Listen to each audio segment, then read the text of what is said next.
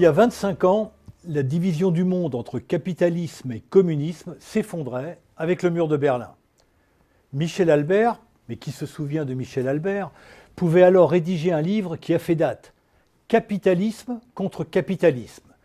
Il voyait d'une part le capitalisme anglo-saxon, fondé sur l'individualisme, le profit financier à court terme et le rôle déterminant des actionnaires, et d'autre part le capitalisme rhénan, dont le modèle type est allemand, qui mise sur la réussite collective, le consensus social et la préoccupation permanente du long terme.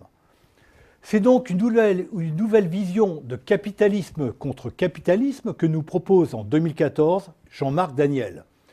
Il oppose le capitalisme de connivence avec un capitalisme de concurrence qu'il appelle de ses voeux.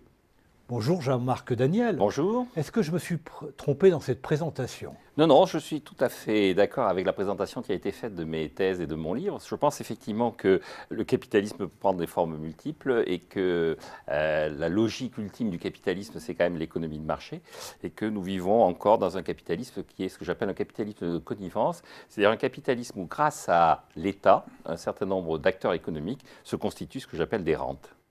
Alors les rentes sont au centre effectivement de votre réflexion. Je voudrais simplement rappeler que vous êtes professeur d'économie à ESCP Europe, chroniqueur bien connu sur BFM Business, un érudit en histoire économique, mais surtout un spécialiste de Ricardo, et désormais, pour faire un peu d'humour, un néo-keynésianiste, mais Keynes. Voilà, ma référence, je dis il faut cesser d'être keynésien pour être keynésien. Et donc le premier keynésien que je veux abandonner, le premier keynésianisme que je veux abandonner, c'est celui de John Maynard Keynes, au profit d'un keynésianisme plus ancien, mais à mon avis plus pertinent, qui est celui de François Quesnay, qui était l'économiste de référence du XVIIIe siècle français, qui était un partisan de la concurrence, qui était un physiocrate. Et je rappelle dans le livre son éloge funèbre, où il est indiqué que ce à quoi il tenait le plus, c'était la reconnaissance des mérites par la concurrence.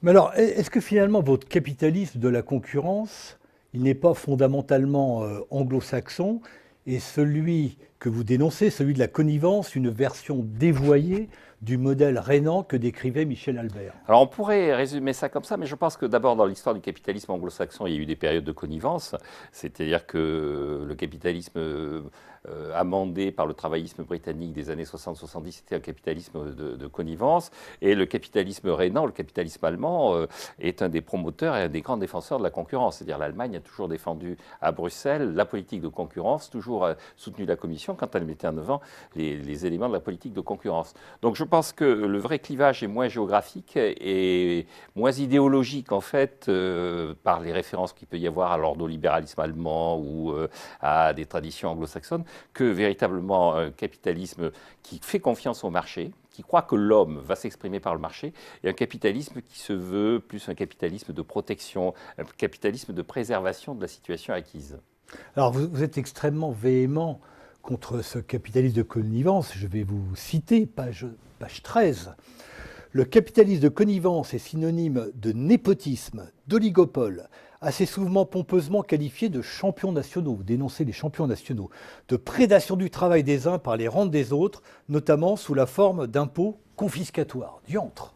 Oui, et c'est ce que nous vivons. C'est-à-dire qu'il y a d'abord dans ce pays encore beaucoup d'oligopoles.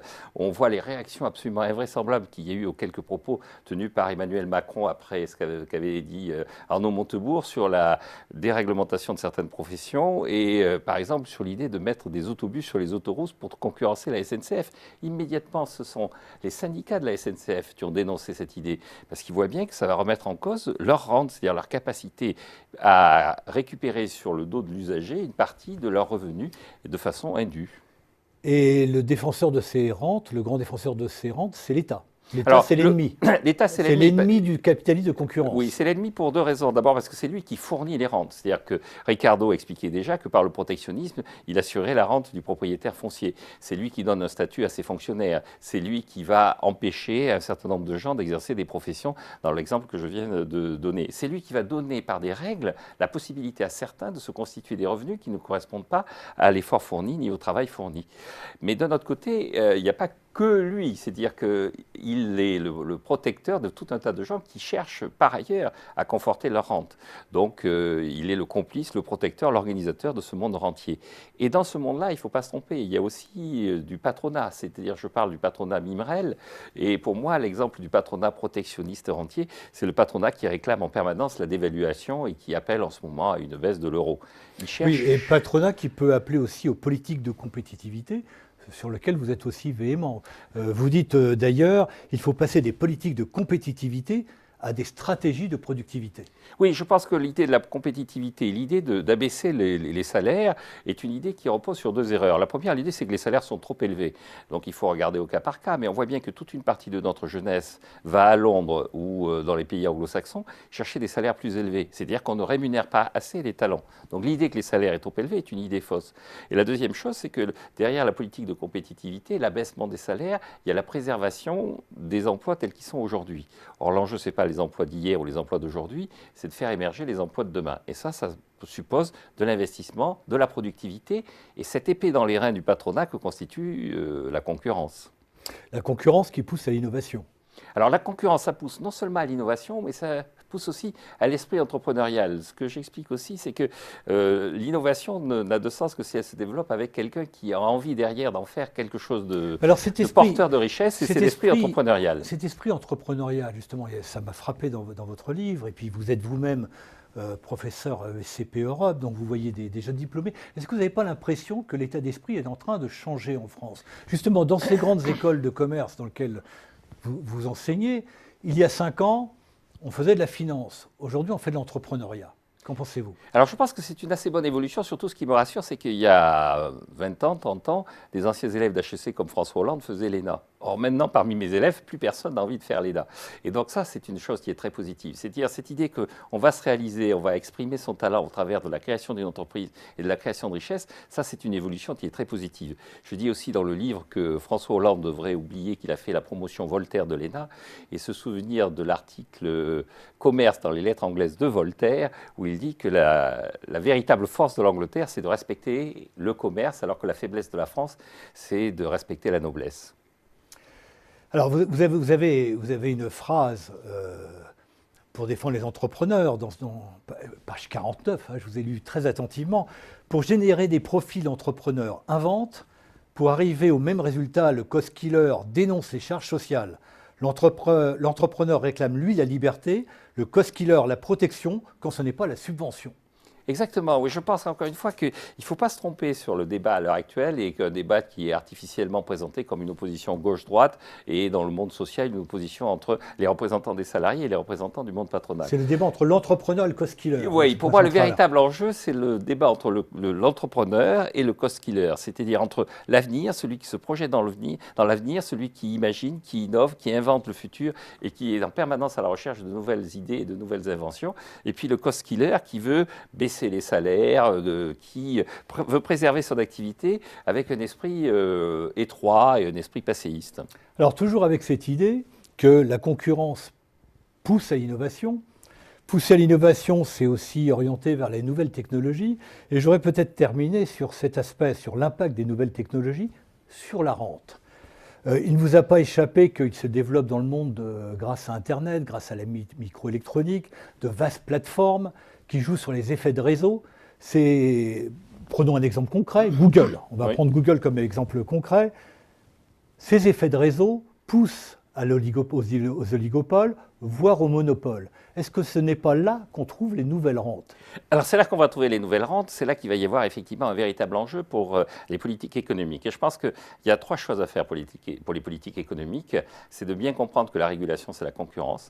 La deuxième chose, c'est que l'État doit complètement raisonner en termes de maître d'ouvrage et non plus de maître d'œuvre, c'est-à-dire d'orienter globalement l'activité économique, mais sans se mêler de l'activité économique. Et dans les réseaux, effectivement, de casser les monopoles qui apparaissent et quand il y a des monopoles naturels, de faire en sorte que ces monopoles soient gérés comme s'ils étaient en situation de concurrence.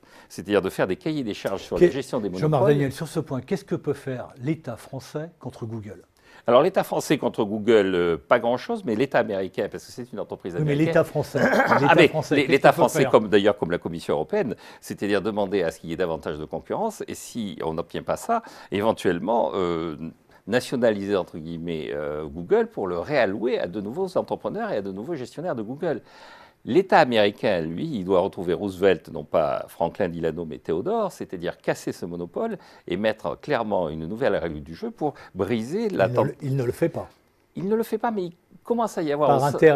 Par intérêt national, par défense des champions nationaux. Par défense de ces champions nationaux. Oui, ce qui fait qu'on en revient à la question que vous me posiez. Est-ce que c'est un monde anglo-saxon que je mets en avant? Non, c'est un monde de concurrence. Et les anglo-saxons ne sont pas toujours à l'avant-garde de la concurrence. Il y a des fois où ils ignorent cette logique de la concurrence. Et puis la troisième chose que je crois importante, c'est que la fiscalité de l'agriculture était une fiscalité du patrimoine, une fiscalité foncière. La fiscalité de l'industrie était une fiscalité sur les revenus, une fiscalité d'impôt sur les sociétés, impôt sur le revenu. Il faut trouver une nouvelle fiscalité pour le monde des nouvelles technologies. Et donc la fiscalité sur les externalités, sur tous les aspects externalités, est à mon avis déterminante. Le personnage clé de la fiscalité de demain, c'est Pigou. Pigou. Oui. Jean-Marc Daniel, le nouveau capitalisme contre capitaliste, ça s'appelle l'état de connivence, en finir avec les rentes. Je vous remercie.